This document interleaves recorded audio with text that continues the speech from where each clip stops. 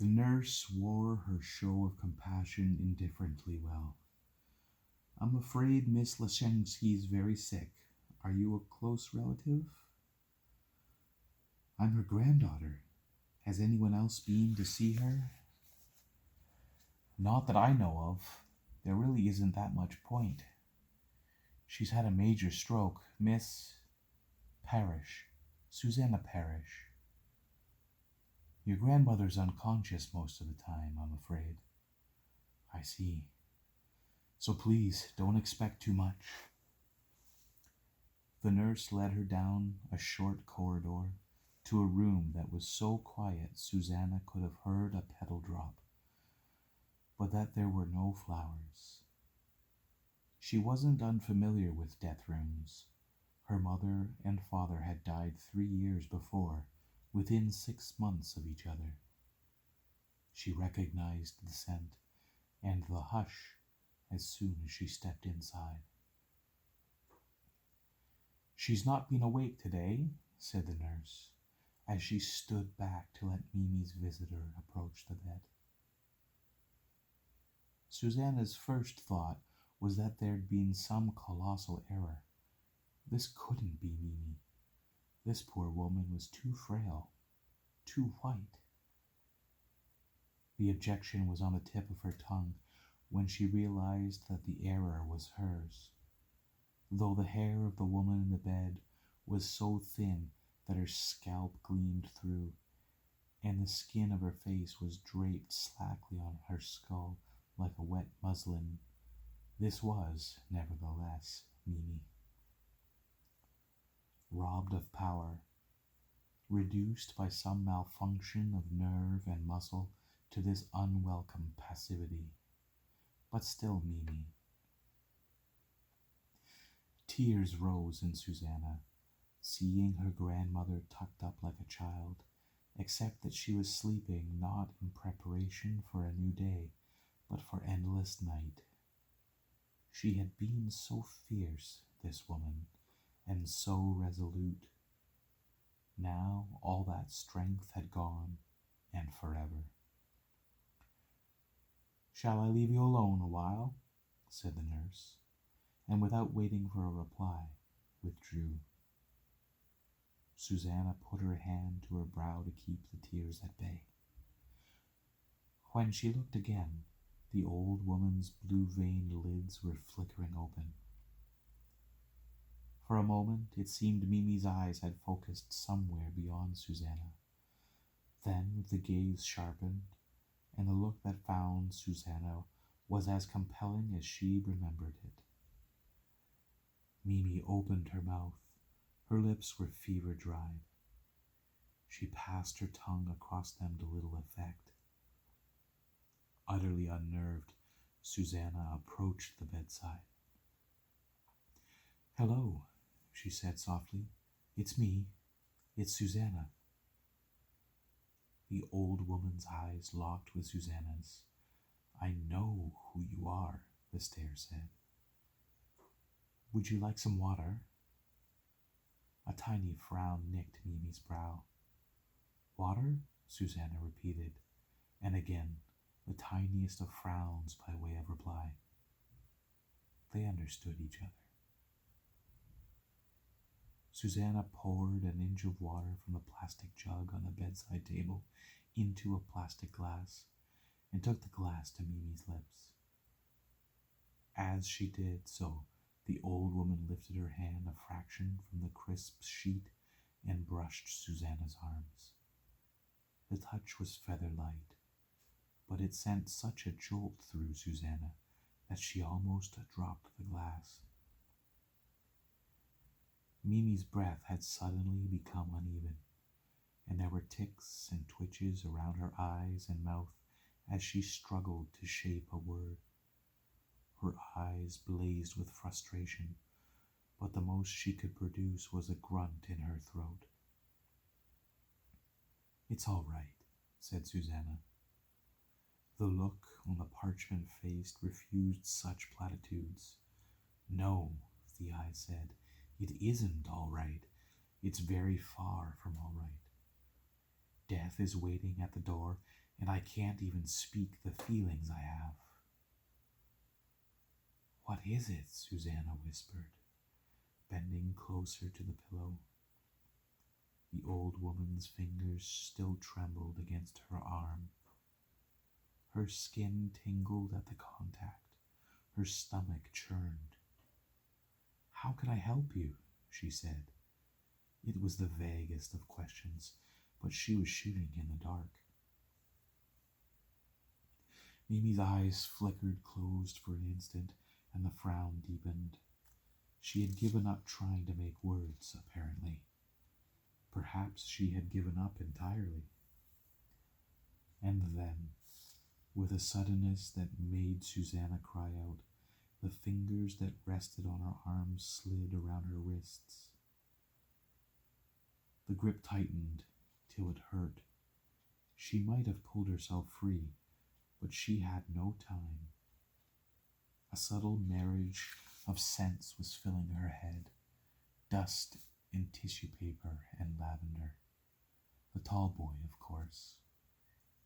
It was the perfume from the tall boy. And with that recognition, another certainty that Mimi was somehow reaching into Susanna's head and putting the perfume there.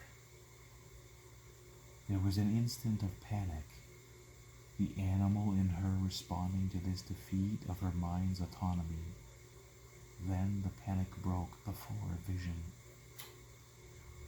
Of what, she wasn't certain.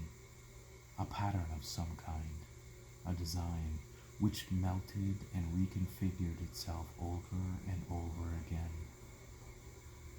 Perhaps there was color in the design, but it was so subtle she could not be certain. Subtle too, the shapes evolving in a kaleidoscope. This, like the perfume, was Mimi's doing. Though reason protested, Susanna couldn't doubt the truth of that. This image was somehow of vital significance to the old lady. That was why she was using the last drops of her will's resources to have Susanna's share of the sight in her mind's eye. But she had no chance to investigate the vision. Behind her, the nurse said, "Oh my God." The voice broke Mimi's spell, and the patterns burst into a storm of petals, disappearing. Susanna was left staring down at Mimi's face, their gazes momentarily locking before the old woman lost all control of her racked body. The hand dropped from Susanna's wrist. The eyes began to roll back and forth grotesquely. Dark spittle ran from the side of her mouth. "You better wait outside," the nurse said, crossing to press the call button beside the bed. Susanna backed off towards the door, distressed by the choking sounds her grandmother was making. A second nurse had appeared. "Call Dr. Chai," the first said. Then, to Susanna, "Please, will you wait outside?" She did as she was told. There was nothing she could do inside but hamper the experts. The corridor was busy. She had to walk 20 yards from the door of Mimi's room before she found somewhere she could take hold of herself. Her thoughts were like blind runners. They rushed back and forth wildly, but went nowhere. Time and again she found memory taking her to Mimi's bedroom in Rue Street, the tall boy looming before her like some reproachful ghost. What had Grandma wanted to tell her with the scent of lavender? And how had she managed the extraordinary feat of passing thoughts between them? Was it something she'd always been capable of? If so, what other powers did she own? Are you Susanna Parrish?" Here at least was a question she could answer. "Yes." "I'm Dr. Chai." The face before her was as round as a biscuit and as bland. Your grandmother, Miss Leschensky. Yes? There's been a serious deterioration in her condition. Are you her only relative? The only one in this country. My mother and father are dead. She has a son in Canada. Do you have any way of contacting him? I don't have his telephone number with me, but I could get it. I think he should be informed, said Chai. Yes, of course, said Susanna. What should I mean, can you tell me how long she's going to live? The doctor sighed. Anybody's guess, he said. When she came in, I didn't think she'd last the night, but she did, and the next, and the next. She's just kept holding on. Her tenacity's really remarkable. He halted, looking straight at Susanna. My belief is she was waiting for you. For me? I think so. Your name's the only coherent word she's spoken since she's been here. I don't think she was going to let go until you'd come. I see, said Susanna. You must be very important to her, he replied. It's good you've seen her. So many of the old folks, die in here, and nobody ever seems to care. Where are you staying? I hadn't thought. A hotel, I suppose. Perhaps you'd give us a number to contact you at, should the necessity arise. Of course. So saying, he nodded, and left her to the runners. They were no less blind for the conversation. Mimi Leschensky did not love her, as the doctor had claimed. How could she? She knew nothing of the way her grandchild had grown up. They were like closed books to each other, and yet something in what Chai had said rang true. Perhaps she had been waiting, fighting the good fight, until her daughter's daughter had come to her bedside. And why? To hold her hand and expend her last ounce of energy, giving Susanna a fragment of some tapestry? It was a pretty gift, but it signified either too much or too little. Whichever, Susanna did not comprehend it. She went back to room 5. The nurse was in attendance, the old lady still as stone on her pillow, eyes closed, hands laid by her side. Susanna stared down at the face, slack once more. It could tell her nothing.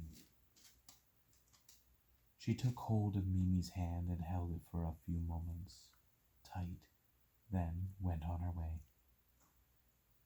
She would go back to Brew Street, she decided, and see if being in the house jogged a memory or two.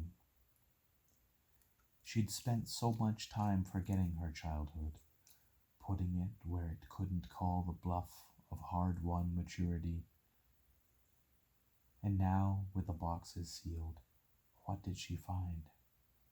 A mystery that defied her adult self and coaxed her back into the past in search of a solution. She remembered the face in the tall boy mirror that had sent her sobbing down the stairs. Was it waiting still? And was it still her own?